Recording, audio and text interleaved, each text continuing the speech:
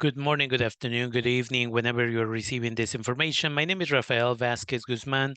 I am privileged to be a faculty member within the Humanities Department at Santa Rosa Junior College, and I am also the president and CEO of Líderes del Futuro Avanzando, a nonprofit organization in Sonoma County that supports immigrants, refugees, and first-generation college students from Latin America. We also put information on a daily basis about mental health. So make sure to check out our website, lideresdelfuturo.org, and our Instagram and our TikTok.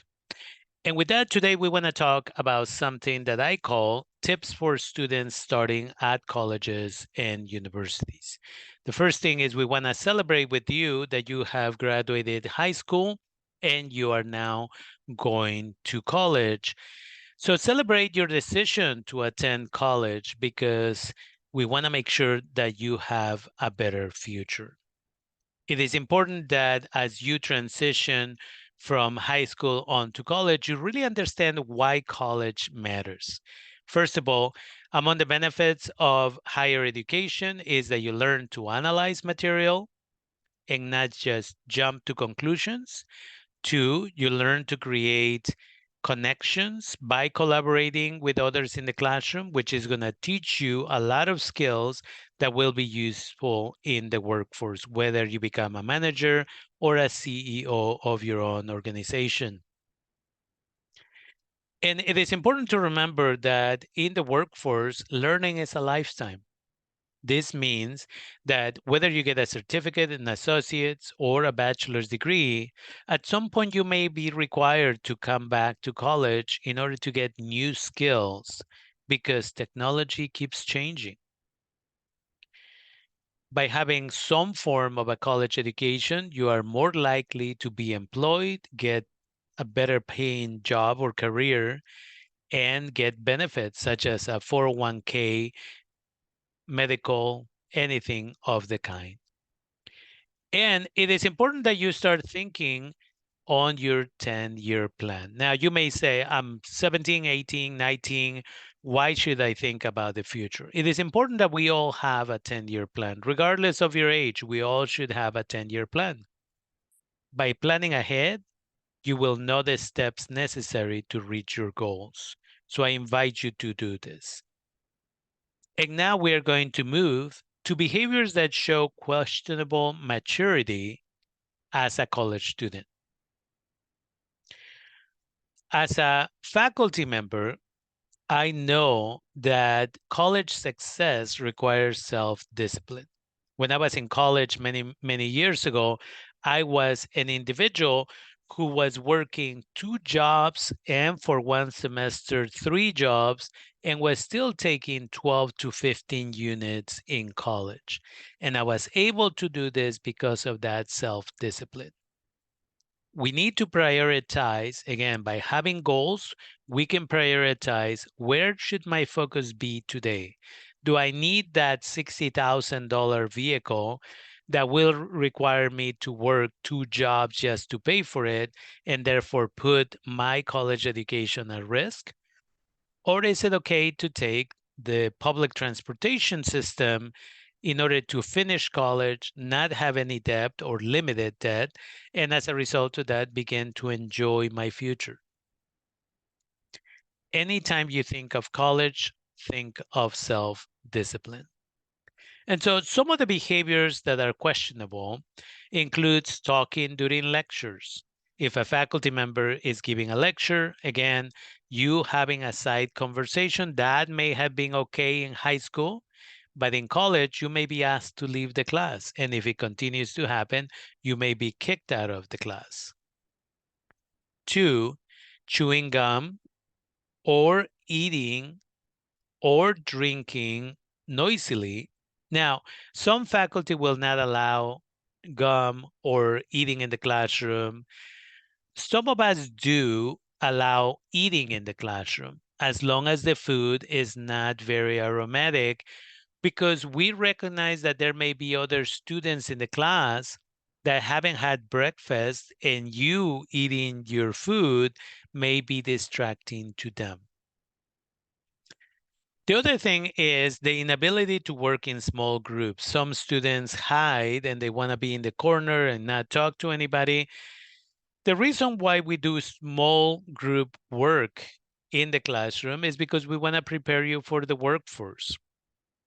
Most jobs and careers will require you to work in groups. And by learning the skills now, it will be easier for you to find employment. Another one is being late and leaving early. What does this mean? It means that there are some individuals that cannot make it to a 7:30 a.m. class. Well, they should go and get a 10 o'clock class, right? So make sure that you don't do this on a regular basis because faculty will call you out and may ask you to leave the classroom. It is distractive for the faculty. It is distractive for your colleagues. So again, work with your faculty or find a different section that works for your work schedule and your sleeping schedule. Creating other types of disturbances, such as your cell phone going off on a regular basis. Being insincere, so saying positive things about the faculty's subject matter or your classmate just because you think the faculty is going to give you a better grade later. Complaining about the workload. So some faculty members will require you to read 30 pages every week for their class. Others may require you more. And so complaining is not going to change it. You're just showing that you are not ready for college work. Also, acting like you know everything, where you keep raising your hand over and over again and not allowing other colleagues to participate. And in the same way, making fun of others. And I have had this experience multiple times where a student who just came out of high school and is a first generation college student, doesn't know how college works, asks, right, raises their hand and asks to use the restroom. And instead of being polite and remaining quiet, individuals start laughing. And then I have to educate the student. Thank you for asking. In college, you never have to ask to use the restroom. And now the student is embarrassed, right? That type of behavior by laughing, bullying is not an acceptable behavior. And I want to make sure you know every faculty member is required to provide you with what is called a syllabi for every one of your classes. A syllabi will have all of the rules, but also information about what will be covered every week. It is a contract between you and your faculty member. As soon as you get it, read it, review it, because you want to make sure you're not in violation of that contract. Otherwise, again, you may be asked to leave the classroom. Other behaviors, and these are more that show that you're not paying attention, including showing up unprepared. What does this mean? Students who show up and are asking one of their classmates, hey, can I borrow a pencil? Hey, can I borrow paper? That type of behavior. Or simply not showing up to class. Many of us, a high percentage of the final grade is based on being present and participating. Sleeping during class. I have had students who work all night and they want to take a 9 o'clock class only to fall asleep in the middle of class.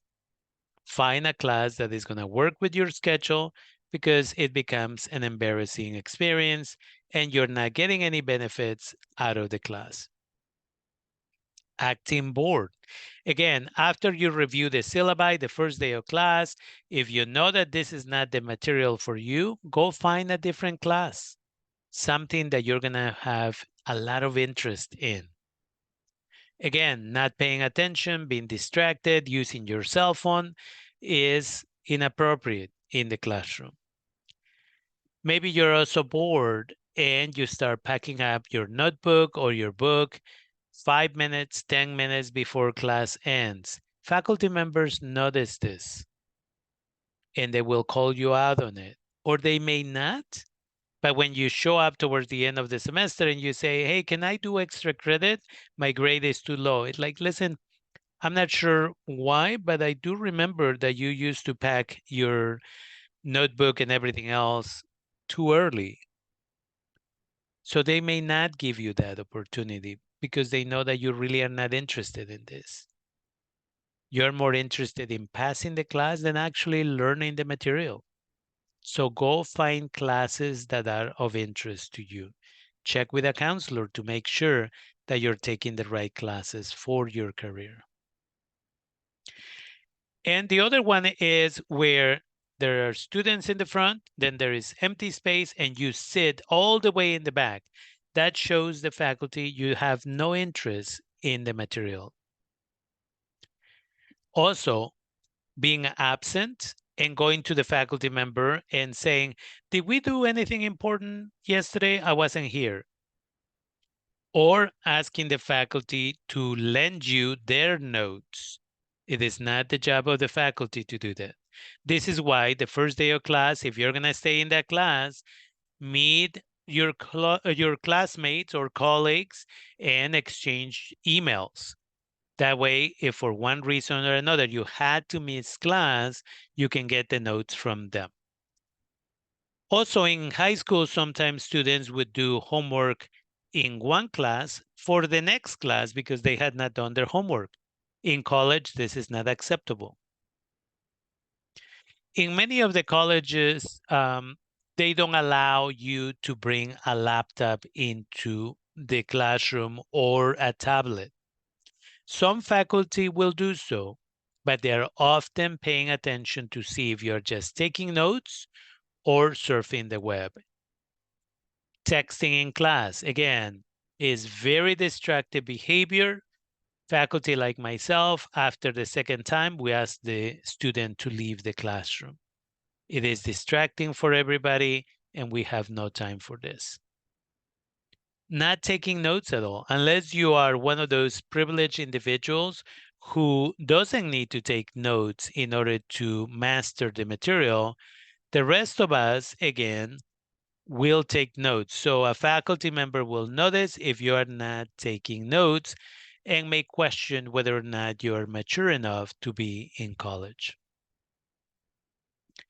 And other behaviors that will bother faculty, and at some point you may be asked to leave, including, again, pretending to understand only to later on keep asking for clarification.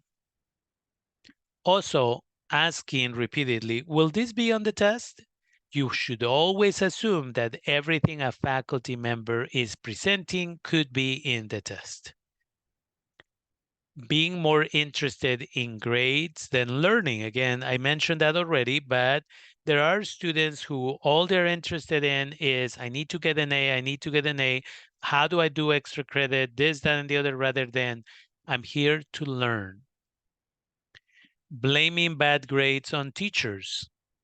In high school, that worked, and sometimes parents would go talk to the teacher, the faculty. In college, that doesn't work. All that it shows is that you are immature. Giving excuses for incomplete work. Again, the example here is where a student will come to a faculty member in September and say, hey, my grandma just passed away on my mother's side, and I wasn't able to keep up with the homework. Can I turn in the homework late? Some faculty will be empathetic and will say yes. And then what happens? Towards the end of November, you forgot that you already told that lie, perhaps, and you're going to say it again. For this reason, some faculty may require documentation in order to give you an extended deadline. And so, again, excuses are not acceptable. Using foul language in the classroom is also not something that most faculty will tolerate. And the other one is when students wanting to get approval, perhaps, from faculty or classmates, start sharing too much information about themselves, right? There is an appropriate time, but it's not all the time. And last, before we talk about behaviors for success, we must talk about an important piece, and that is cheating.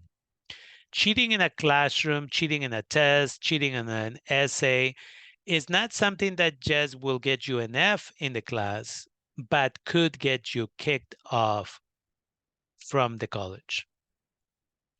And this is problematic because depending when it happens, your transcript may actually include that at some point you were, you know, kicked out of college for cheating, and that can follow you to the next college or university. A lot of students are starting to use AI for this purpose, whether it is ChatGPT, which is the most common, but there are many programs and apps nowadays. I have caught multiple students writing final essays doing this and had to refer them for disciplinary action. I have caught students doing their homework in this manner, and I know other faculty members who have taken action in this situation. Know that we have the tools to be able to catch this. And as a result of that, it's better if you don't try, because imagine having in your transcript that you got kicked out of college for a semester or a year because you cheated. And so that can follow you. When you're looking for employment, it could potentially show up in your transcript. And if your employer looks at it, now you may not get the job that you wanted. And so let's talk about success. How do we make sure that you are successful in college? One, introduce yourself to your professors during the first week. Every professor is required to have office hours. This is a period of time where you can go in there and just ask clarifying questions about the lecture, for example. But you should do this during the first week. If you decided that this class is for you, go during office hours, and all you have to do is just take a couple of minutes. Professor, my name is so and so. I just wanted to introduce myself. I am in your Psychology 1 class, Tuesdays, Thursdays from 10:30 until noon. That's it. That's all you need to do. The professor will acknowledge you. The professor will be looking for you in the class. And so it is beneficial in two different levels. One, you now need to read ahead of time so that if the professor calls on you, you will be ready. But also, this means that if you're having difficulty in the classroom and the professor notices, they might be willing to offer more support, right? So that's the benefit. The other benefit here is that if you create a healthy relationship with your faculty members, and it doesn't have to work for every faculty member, but let's say you are a psychology major and you get to know your professor well, and your professor finds out that there is an internship next summer at Stanford University, and they believe that you are a really good candidate for it. They may not offer the information during the class, but they may call you and say, hey, can I talk to you after class? Or you should stop by my office during office hours. You stop by and they said, listen, I'm not giving this information to everybody. This is the information just for you. And if you need a letter of recommendation, I will write you a letter of recommendation. That's what we do. And so it's important. These relationships with faculty may be useful, not just while you are at the community college or the university, but maybe as you prepare to transfer or to do your master's or PhD or any of that stuff. And you want to keep coming back. So don't just go to office hours one time, but come back once in a while. You want to make sure that your faculty member knows that you exist, that you're present, that you participate. As I mentioned already, exchanging contact information with classmates. Day one, a minimum of 3 classmates. A couple of them may drop out of the class, but this way you have enough people to support you and for you to collaborate with, to study with for tests. Remember to eat healthy. Most community colleges in California and universities now have some form of what they call a pantry or some type of food service. That means that they have an office where if you haven't had breakfast, there may be snacks that you can get from there.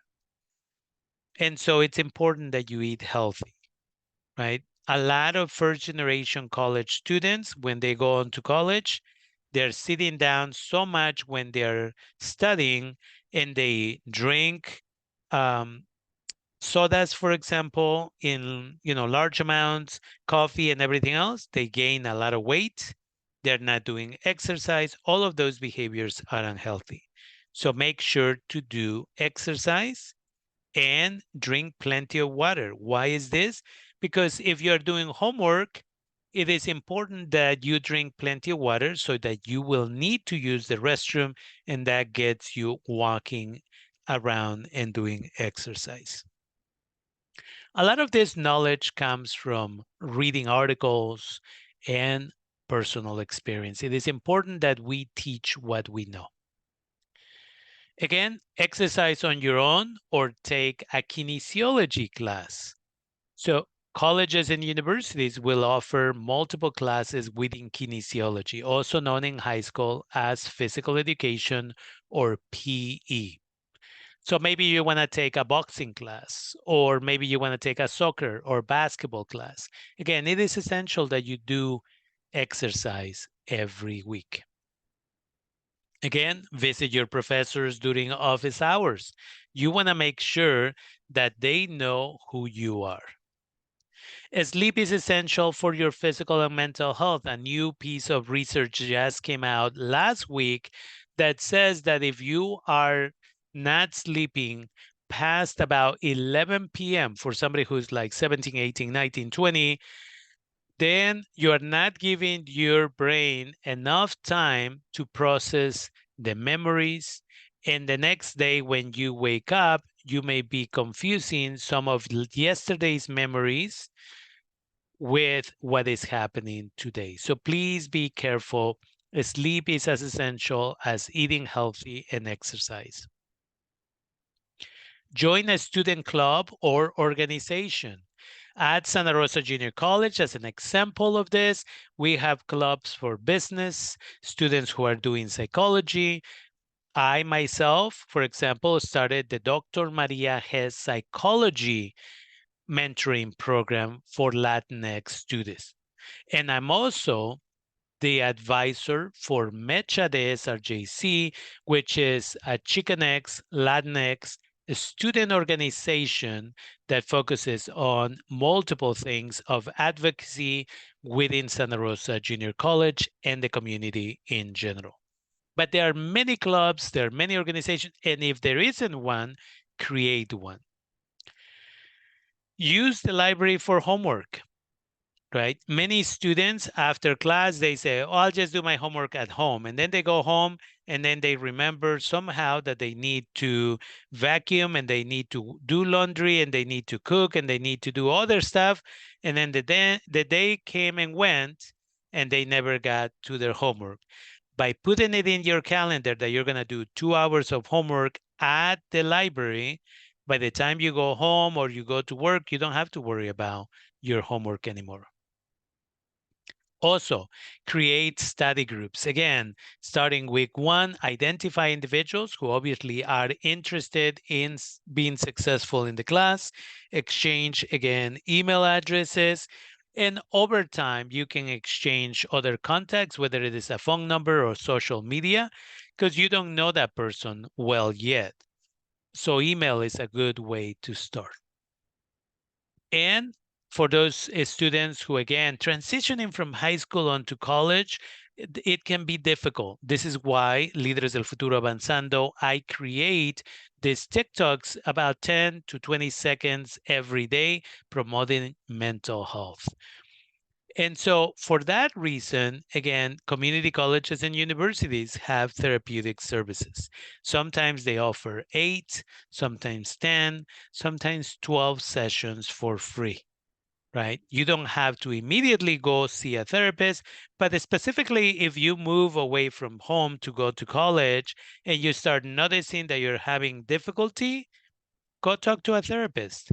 And typically is included with the price of college. Other ways on how to prepare yourself to be successful include becoming familiar with departments like financial aid. Where is the financial aid department located? Who works there that is an advocate for you? Scholarships. Where is the scholarship department? What does their website look like? Ask them where you can find recent scholarship opportunities. When do they release these scholarships? Become familiar with the health services department. Again, that way if you get a cold or you need to see a therapist or for whatever reasons.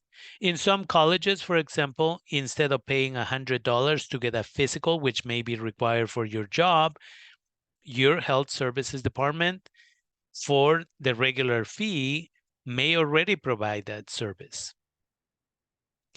Become familiar with the writing center and the tutorial center.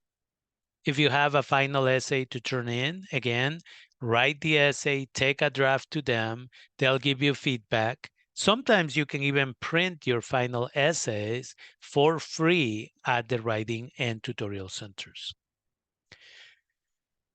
For many years, I worked for the Extended Opportunities Programs and Services, which is which is a program, a state-funded program that exists in community colleges, and at universities, there is another program called EOP.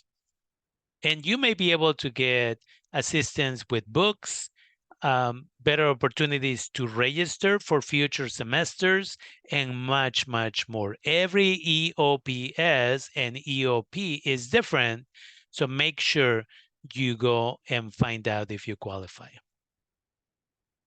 Some dream centers are centers that provide services for undocumented students. When I was working in a different department at Santa Rosa Junior College, I was the individual who promoted services for undocumented students, and I was the first one who supported the opening of the first Dream Center in Northern California many years ago. And then we train staff in other community colleges to open their Dream Centers. And so, for example, at Santa Rosa Junior College, there is a Dream Center now. And again, now that I have my nonprofit, we also provide other services for undocumented students, as I mentioned before, supporting DACA recipients to visit Mexico in an educational program. And those who didn't qualify for DACA, we have scholarships and other tools for success. And then the disability resources. So if you had an IEP, for example, in high school, bring that information onto college so that you can get support. Maybe you get additional time to take tests, to write your essays, or maybe you need different tools. Maybe you have difficulty reading and seeing. Therefore, the Disability Resources Department can provide you maybe that book as an audiobook. So don't give up. Look for resources. Learn to advocate for yourself. And then challenge yourself to use your critical analysis skills. And the idea is that you need to be okay with hearing different perspectives without judgment. One of the biggest problems that we have in this country is that people only want to talk to and hang out with people who already agree with their worldview. And college is about hearing different perspectives so that you can reach your own conclusion, not what your parents told you, not what your coworker told you, but you can say, I agree with this piece and I disagree with this piece. And being able to have a dialogue and disagree with each other at the end of the day, but still be able to collaborate is what college is all about. And so It is important that we understand that when you're a college student, we should listen to the father of Dr. Sudhir Venkatesh. Dr. Sudhir Venkatesh is a famous sociologist whose father told him right before he went to college, read every day, not just what is required, but what is recommended, and visit your professors with well-formed questions. So again, just because in high school you didn't read doesn't mean that in college you're not supposed to.